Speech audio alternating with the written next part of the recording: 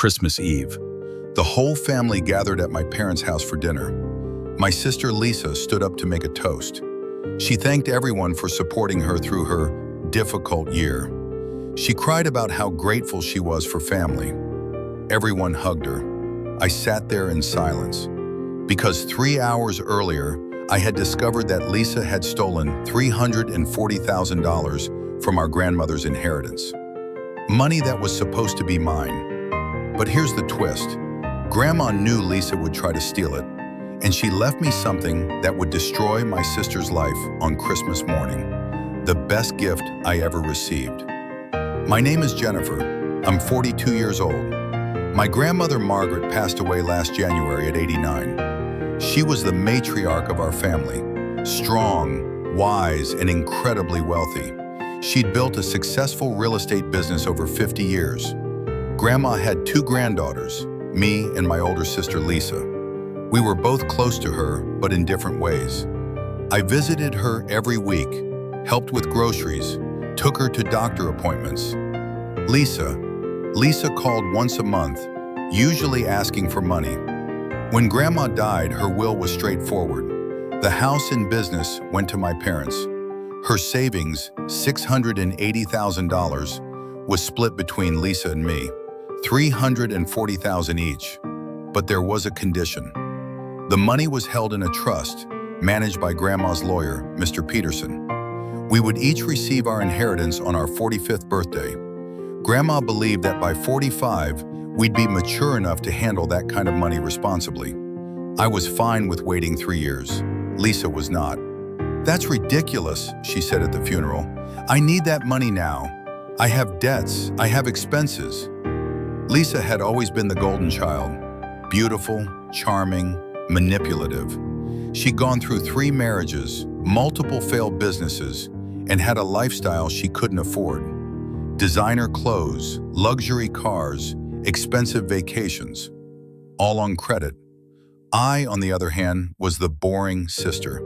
Married to the same man for 18 years, worked as a nurse, lived in a modest house, saved my money.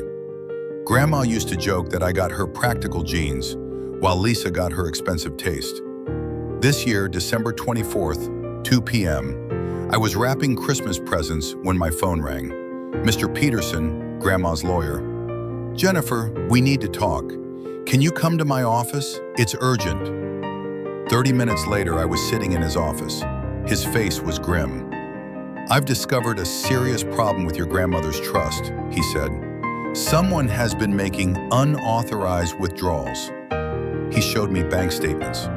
Over the last 10 months, money had been disappearing from the trust. Small amounts at first, 5,000, 10,000, then larger, 20,000, 50,000. Total stolen, $340,000. My entire inheritance, gone. "How is this possible?" I asked. "The trust was supposed to be locked until we turned 45. "Someone forged documents," Mr. Peterson said. "Very sophisticated forgeries. Power of attorney papers, supposedly signed by your grandmother before she died. The bank accepted them and released the funds." "Who?" But I already knew. Mr. Peterson pulled out copies of the forged documents. The signature was almost perfect. Almost. But I'd seen Grandma's signature thousands of times. This one was slightly off. "Your sister Lisa submitted these documents in February, 1 month after your grandmother's funeral." My hands shook. "Can we prove it was her?" "The bank has security footage of her submitting the paperwork. She used a fake ID with your grandmother's name, but it's clearly her face." "So what happens now?" Mr. Peterson smiled. It wasn't a friendly smile. "Now we open your grandmother's second envelope." Mr. Peterson pulled out a sealed envelope from his safe. On it, in Grandma's handwriting, "To be opened only if Lisa attempts to steal Jennifer's inheritance." My heart stopped. "She knew?" "Your grandmother was a very smart woman," Mr. Peterson said. "She knew Lisa's character.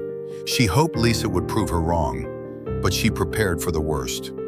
He opened the envelope. Inside was a letter and legal documents. The letter was addressed to me.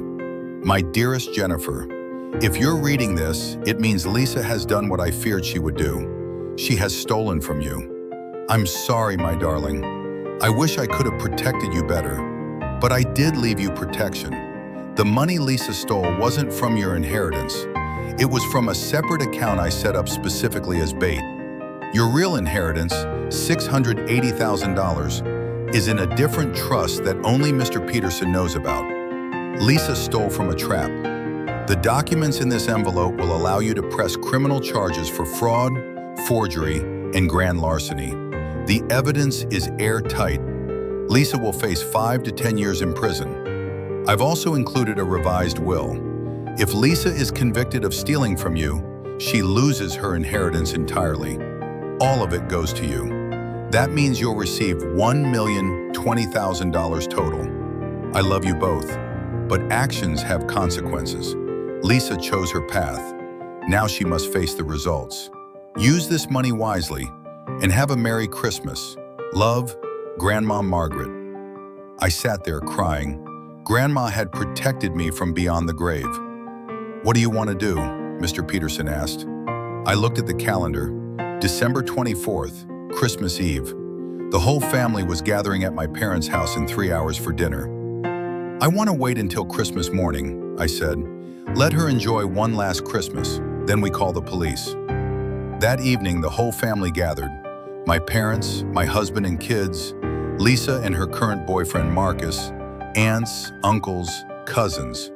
20 people around the table. Lisa looked radiant. She was wearing a new designer dress, probably cost $3,000. New jewelry, new handbag, all bought with my stolen money.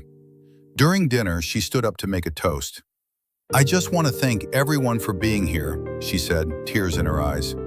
This year has been so hard without Grandma, but being surrounded by family reminds me what's truly important. Not money, not possessions, but love. Everyone clapped. My mother cried. Lisa hugged her. I sat there silent. My husband squeezed my hand under the table. He knew everything. After dinner, Lisa pulled me aside. Jenny, I need to talk to you. About what? I'm thinking of starting a new business. I was wondering if, when you get your inheritance in 3 years, maybe you could invest? We could be partners. I looked at her, my sister, the woman who'd stolen from me, who was now asking for more. We'll see, I said. Let's talk after Christmas. She hugged me. You're the best sister ever. Christmas morning, 8 a.m. My phone rang. It was Lisa, screaming. The police are at my door. They're saying I forged documents. They have a warrant for my arrest. I know, I said calmly. You knew? Jenny, please, you have to help me. I can't help you, Lisa. You stole $340,000. You forged Grandma's signature. You committed fraud. But I'm your sister. And I was your sister when you stole from me. Lisa was arrested Christmas morning. The evidence was overwhelming. Bank footage, forged documents, the money trail. She pleaded guilty to avoid trial and got 6 years in prison. Under Grandma's revised will, I received the full $1.02 million. I used it to pay off my house, set up college funds for my kids, and donate $50,000 to the hospital where I work. Lisa's boyfriend Marcus left her the day she was arrested.